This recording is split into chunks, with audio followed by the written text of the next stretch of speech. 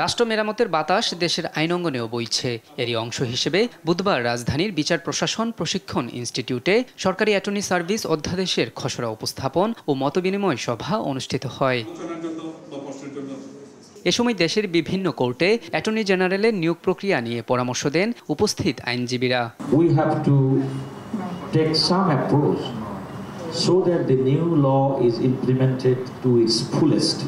Let the government decide on policy matters that when they will implement. সেবার একটা attorney service commission রাখতে হবে। আমাদের কনস্টিটিউশনে বলা আছে বিচারকগণ দায়িত্ব পালনের ক্ষেত্রে স্বাধীন থাকবেন। ঠিক একইভাবে অ্যাটর্নি সার্ভিসে নিযুক্ত কর্মকর্তা কর্মচারীগণ দায়িত্ব পালনের ক্ষেত্রে স্বাধীন থাকতে হবে। আর এই অধ্যাদেশের মাধ্যমে দেশের আইন অঙ্গন মুজিববাদী ধারা থেকে বেরিয়ে আসতে পারবে বলে মত দেন শিল্প উপদেষ্টা আদিলুর রহমান।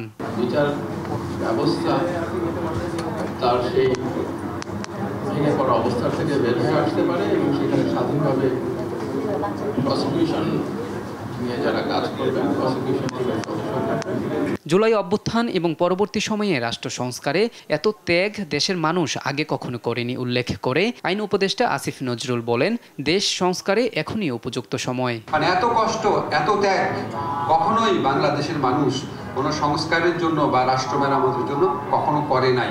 আমাদের যে একটু সুশাসন প্রতিষ্ঠা মানবাধিকার প্রতিষ্ঠার যে সুযোগ এসেছে, এবার যদি আমরা সেই সুযোগটা মিস করি আমার মনে হয় আগামী কয়েক দশকে আমরা এই সুযোগ পাবো না। সভায় নিম্ন আদালতে সরকারি আইনজীবীদের বিরুদ্ধে ওঠা নানা অভিযোগ তুলে ধরেন আইন উপদেষ্টা।